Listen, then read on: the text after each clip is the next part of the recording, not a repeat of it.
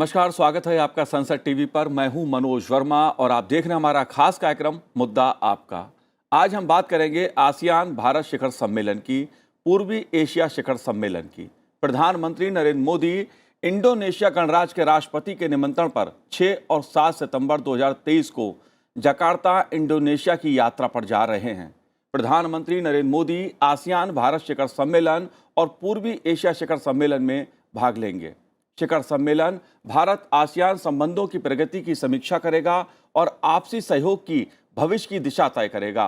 ये सम्मेलन आसियान देशों के राजनेताओं और भारत समेत इसके 8 संवाद भागीदारों को क्षेत्रीय और वैश्विक महत्व के मुद्दों पर विचारों का आदान प्रदान करने का अवसर भी प्रदान करेगा।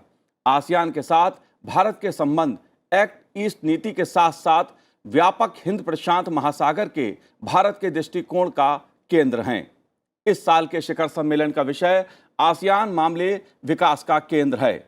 भारत पूर्वी एशिया शिखर सम्मेलन का संस्थापक सदस्य है। आसियान भारत शिखर सम्मेलन और पूर्वी एशिया शिखर सम्मेलन क्यों महत्वपूर्ण है, कौन से मुद्दों पर चर्चा होगी, और यह सम्मेलन ऐसे समय पर हो रहा है जब भारत में G20 को लेकर तैयारियां जोर शोर से जारी हैं, अंतिम चरण में हैं। इन सभी मुद्दों पर हम चर्चा करेंगे। खास मेहमान हमारे साथ जुड़े हुए हैं। डॉक्टर अरविंद गुप्ता जी हमारे साथ जुड़े हैं, जो डायरेक्टर हैं विवेकानंद फाउंडेशन के। अरविंद जी, आपका स्वागत है संसद टीवी पर। साथ ही जो आसियान के अंतर्राष्ट्रीय पहलू हैं उनको भी हम समझने की कोशिश करेंगे। हर्ष वी पंत जी हमारे साथ जुड़े हुए हैं, जो वाइस प्रेसिडेंट हैं studies and foreign policy ORF के। आपका स्वागत है हर्ष जी संसद टीवी पर।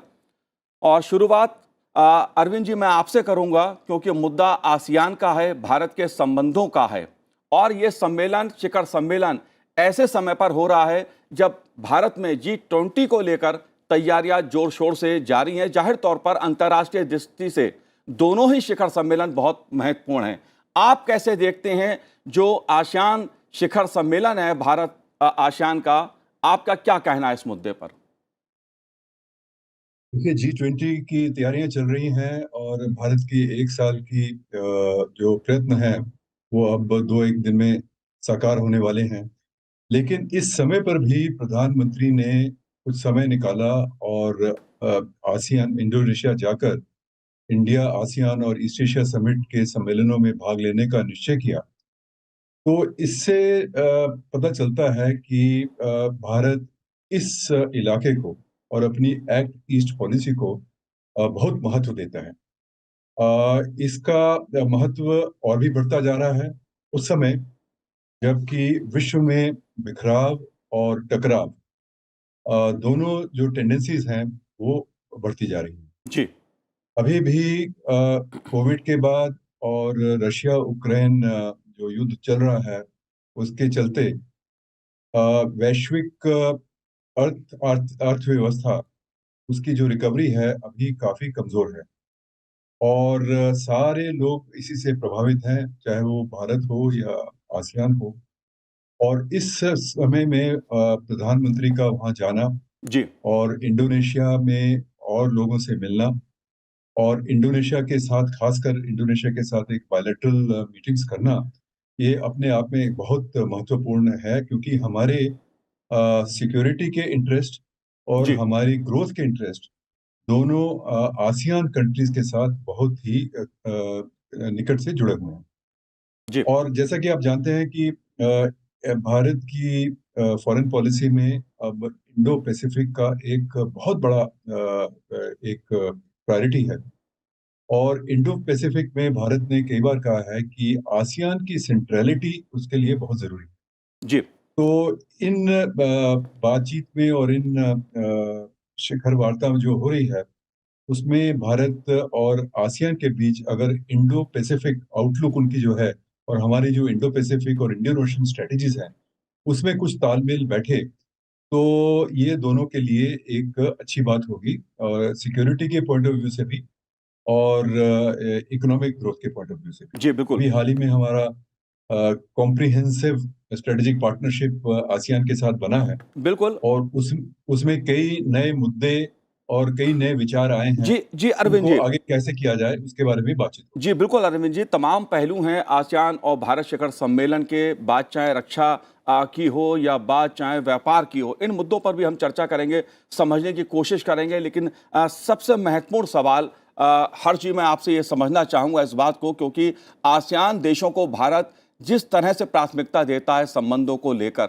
वो इस बात से भी प्रकट होती है कि शिखर सम्मेलन की तैयारियों के बीच प्रधानमंत्री नरेंद्र मोदी जी समय निकालकर आसियान भारत शिखर सम्मेलन में भाग लेने गए हैं। आप कैसे देखते हैं आसियान भारत शिखर सम्मेलन के पहलुओं को, और साथ ही पूर्वी एशिया शिखर सम्मेलन के क्या मायने हैं, क्या एजेंडा है, क्या प्राथमिकताएं हैं? देखिए, हिंद प्रशांत जिसका जिक्र अभी डॉक्टर गुप्ता ने भी किया, वो एक तरह से जो जियो पॉलिटिक्स है, ग्लोबल नीतिक जो ट्रेंड्स हैं उसका केंद्र बनता जा रहा है।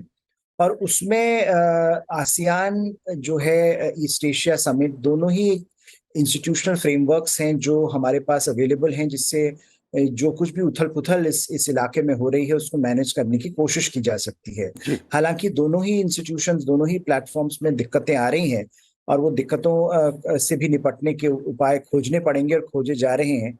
लेकिन जो इंस्टीट्यूशनल फ्रेमवर्क्स हमारे पास अवेलेबल हैं वो यही 2 हैं।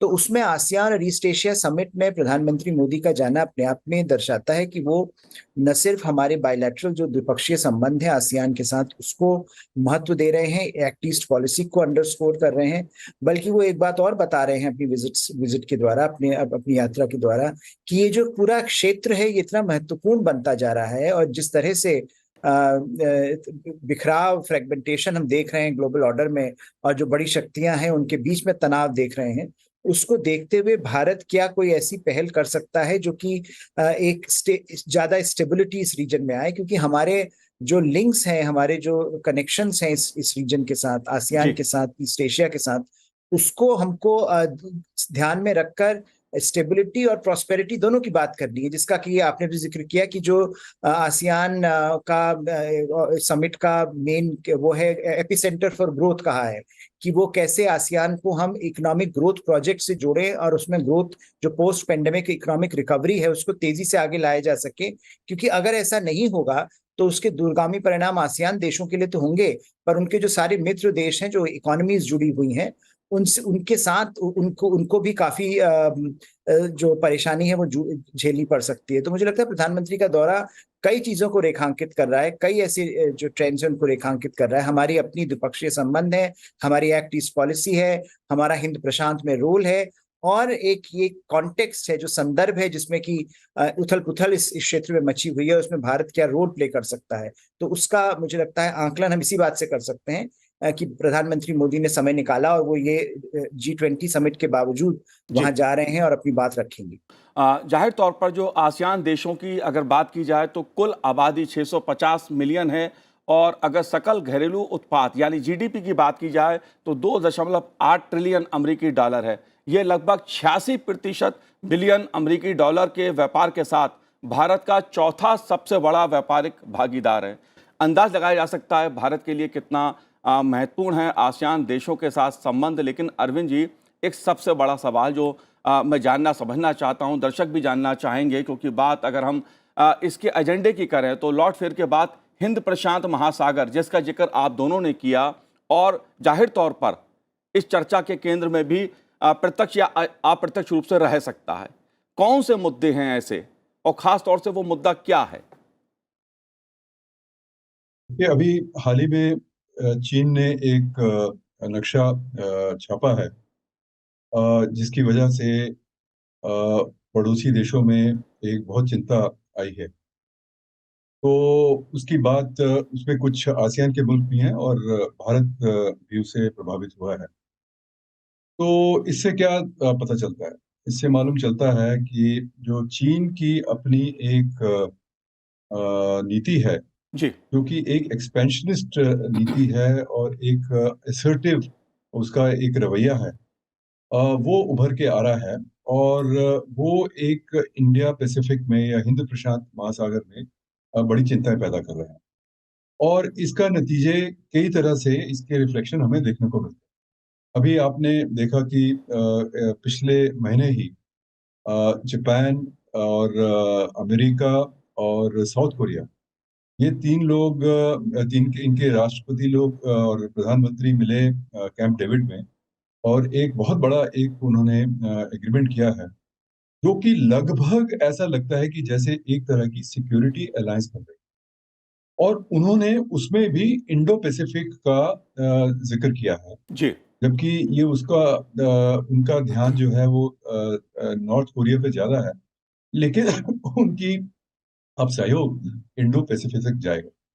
अगर आप देखें फ्रांस और इंडिया, जब अब प्रधानमंत्री जी फ्रांस गए थे, तो इंडिया और फ्रांस के बीच में जो एक जॉइंट स्टेटमेंट निकला, उसमें भी इंडो पैसिफिक का जिक्र है। और इंडो पैसिफिक में यूरोप के कई देश हैं जो कि अपनी अपनी नीतियां ला रहे हैं, और ये सब हुआ है पिछले कुछ सालों में, जबकि चाइना का असर्टिवनेस इस जगह बहुत इस इलाके में बहुत बड़ा है, इंडियन ओशन में भी और पैसिफिक। तो मुझे लगता है कि जो मुख्य मुद्दा है वो जी। यही है कि चाइना का जो राइज है, असर्शन है, उससे कैसे निपटा जाए, और सभी देश इसकी कोशिश कर रहे हैं। जी। और ये जो मीटिंग्स हो रही हैं इंडोनेशिया में, ये उसकी छाया में हो रही है। जी। जाहिर तौर पर जो चीन की विस्तारवादी सोच है, उसका कहीं ना कहीं असर आसियान देशों के साथ जो संबंध है, खास तौर से हिंद प्रशांत महासागर की बात की जाए तो उस पर देखने को मिलता रहा है। हर्ष जी, अगर बात चीन से परे अगर विकास की जाए, क्योंकि इस बार के शिखर सम्मेलन का जो विषय है वो आसियान मामलों में विकास का जो मुद्दा है वो प्रमुख रूप से है, और भारत की जो एक्ट ईस्ट नीति है उसके चलते, क्योंकि प्रधानमंत्री नरेंद्र मोदी जी की जो विदेश नीति रही है उनकी सरकार की, एक्ट ईस्ट नीति पर खासा जोर रहा है। वो कौन से मुद्दे हैं जिसके चलते भारत और आसियान देश एक दूसरे के निकट आ रहे हैं और दोनों एक दूसरे की जरूरत है? देखिए, दोनों ही एक तरह से जिस जिस तरह की उथल पुथल हम हिंद प्रशांत का जिक्र कर रहे थे, उस वो जिस तरह की उथल पुथल इस क्षेत्र में हो रही है, उससे भारत भी प्रभावित उतना ही हो रहा है जितने आसियान देश प्रभावित हो रहे हैं। तो आसियान का जब हम डिस्कशन करते हैं, एक समय ऐसा ऐसा माना जाता था कि आसियान जैसा सफल रीजनल प्लेटफॉर्म कोई नहीं है। आज हम देख रहे हैं कि आसियान के अंदर ही बहुत सारी डिविजन्स हैं, बहुत सारे चैलेंजेस हैं। अलग अलग देश जो है वो अलग अलग तरीके से एनालाइज कर रहे हैं। हमने डॉक्टर गुप्ता ने जिक्र किया कि किस तरह से चीन का जो मैप आया, उसमें जी। हमने देखा कि फिलीपींस, वियतनाम और इंडोनेशिया ने उसका बहुत प्रभावी तौर पर उस पर अपना एतराज जताया, उसको क्रिटिसाइज किया। पर कुछ ऐसे देश हैं जो अपने को चीन के करीब मानते हैं आसियान के अंदर, और उसका नतीजा हमको ये देखने को मिल रहा है कि आसियान एज एन एंटिटी जो है उसमें थोड़ी सी शिथिलता आती दिखाई दे रही है। तो सवाल जब हम इकोनॉमिक ग्रोथ का करते हैं, तो आसियान का जो बड़ा अचीवमेंट हुआ करता था वो ये था कि आसियान ने जो साउथ ईस्ट एशिया के देश हैं इनको इकट्ठा करके एक ऐसी कम्युनिटी बनाई है जहां पर इकोनॉमिक रिफॉर्म्स को, इकोनॉमिक ग्रोथ को प्रायोरिटाइज किया गया है। और उसका नतीजा ये हुआ कि 1970-80 के दशक में इस क्षेत्र ने काफी तरक्की करी आर्थिक तौर पर, और उसी तरक्की की बुनियाद पर जो आसियान की हम सेंट्रलिटी की आज बात करते हैं, हम कर पाते हैं। जी। तो वहां मुझे लगता है जो economic growth, post pandemic recovery जो साउथ ईस्ट एशिया में जिसकी बात हो रही है, और किस तरह से भारत जो कि वैश्विक तौर पर एक बड़ी अर्थव्यवस्था बनता जा रहा है, वो किस तरह से कंट्रीब्यूट कर सकता है, इसका मुझे लगता है काफी इंपॉर्टेंट एक डिस्कशन का एलिमेंट ये रहेगा। क्योंकि चीन और अमेरिका की तनातनी के ऊपर उठकर अगर आसियान को अपना भविष्य साधना है, तो उसको भारत जैसे देशों के साथ खासकर आर्थिक संबंधों पर जोर देना होगा। जी। और वो आर्थिक संबंध तभी हम तटस्थ कर पाएंगे जब हमारे जो सामरिक संबंध हैं उसमें और गति आएगी। तो हमने, अगर एजेंडा की आप बात कर रहे थे, तो उसमें मुझे लगता है मैरिटाइम सिक्योरिटी के ऊपर कुछ खासा एक अनाउंसमेंट की बात कही जा रही है जी। कि एक मैकेनिज्म क्रिएट होगा इंडिया और आसियान के बीच में मैरिटाइम सिक्योरिटी से रिलेटेड। और डिजिटल, मुझे लगता है एक ऐसा एरिया है जहां भारत चाहता है कि जो डिजिटल पब्लिक इंफ्रास्ट्रक्चर भारत में है वो हम आसियान देशों के साथ शेयर करें। तो ये जो दो ऐसे एरियाज हैं जहां पर भारत अपनी एक स्टेक होल्डर बन रहा है आसियान में, आसियान के देशों के साथ, और अपनी जो प्रगति है उसकी कुछ क्रिटिकल एरियाज में उसको बांट रहा है आसियान के देशों के साथ। तो वो दोनों तरह से मदद करेगा। सामरिक तौर पर हम ज्यादा प्रभावशाली बन पाएंगे आसियान के मेंबर्स के साथ, और दूसरा जो आसियान देशों की अमेरिका और चीन के बीच की तनातनी के बीच में पिसते जा रहे हैं, उससे उठकर भारत के साथ सहयोग अगर होता है, बढ़ता है आगे, तो उससे उनको भी थोड़ी सी जो स्पेस है मैनूवरिंग के लिए मिलेगी। जी, हर्षी, एक मुद्दा कनेक्टिविटी का है जो खास तौर से आसियान देशों के साथ भारत के जो व्यापारिक और आर्थिक संबंध हैं, उसमें कनेक्टिविटी की एक भूमिका बहुत महत्वपूर्ण है। इस मुद्दे को आप कैसे देखते हैं? क्योंकि जो कनेक्टिविटी से जुड़ी परियोजनाएं हैं, खास तौर से वो भी कहीं ना कहीं भारत की प्राथमिकता में हैं, आसियान देशों की प्राथमिकता में हैं। इस मुद्दे को आप कैसे देखते हैं? जी, मेरे लिए जी, हर्षी, मैं आपसे जी जानना चाहता हूँ।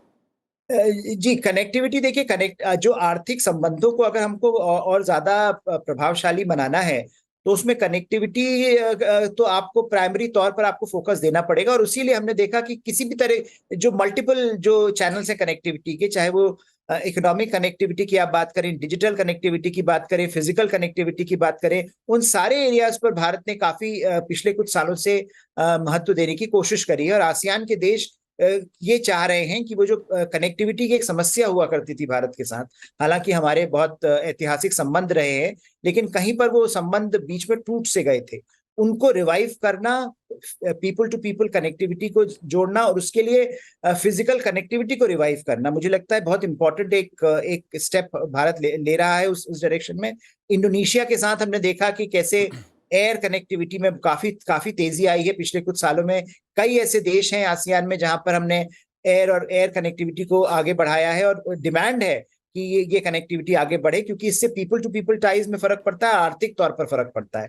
तो वो जो कनेक्टिविटी का फ्रेमवर्क है, उसके बगैर भारत की जो एक्ट ईस्ट पॉलिसी है वो थोड़ी शिथिल पड़ जाती है। तो इसीलिए उस पर जोर देना, और वो जोर देने के बाद उसके जो कॉन्सिक्वेंसेस होंगे, जो प्रभाव होंगे, वो हमको कई एरियाज में देखने को मिलेंगे। और इसीलिए जब हम बात कर रहे थे मैरीटाइम सिक्योरिटी की या डिजिटल कनेक्टिविटी जी, की, ये दोनों एरियाज ऐसे हैं जो जोड़ने की कोशिश है आसियान को भारत के साथ और प्रभावशाली तरीके से। जी, बिल्कुल, डिजिटल कनेक्टिविटी का मुद्दा भी खासा अहम है। अरविंद जी, इस मुद्दे पर मैं आपसे भी जानना चाहूँगा, क्योंकि भारत ने आसियान देशों के साथ कनेक्टिविटी बढ़ाने पर खासा ध्यान दिया है और भुगतान सेवा यूपीआई का लाभ सिंगापुर में लिया जा रहा है। आप इन दोनों मुद्दों को कैसे देखते हैं? ये आपने बिल्कुल ठीक कहा, और हर्ष ने भी अच्छा कहा कि बिना कनेक्टिविटी के लिए आपकी कॉम्प्रिहेंसिव स्ट्रेटेजिक पार्टनरशिप जो है वो कमजोर रह जाएगी। तो पिछले कुछ महीनों में इंडिया और सिंगापुर के बीच में जो यूपीआई कनेक्टिविटी चली है, जी, और वो मॉडल मुझे लगता है कि बाकी देशों के साथ भी उसको बढ़ाना चाहिए। एक तो ये हुई बात। दूसरा है जो एक फिजिकल कनेक्टिविटी है, उसमें कुछ चैलेंजेस भी हैं। और वो ये है कि एक तो म्यांमार में इसमें स्थिति ऐसी है कि जो हमारे पहले कनेक्टिविटी प्रोजेक्ट थे, जी, जो कि भारत के नॉर्थ ईस्ट से और म्यांमार से और थाईलैंड की तरफ जाते थे, तो उसमें तो अब थोड़ा प्रोग्रेस उसमें बाधा आ रही है। तो उसको सरकमवेंट करते हुए हमें लगता है कि आपको एयर कनेक्टिविटी, जो कि सिंगापुर के साथ तो बहुत अच्छी है, लेकिन उतने बाकी देशों के साथ इतनी अच्छी नहीं है, तो उसको बढ़ाया जा सकता है।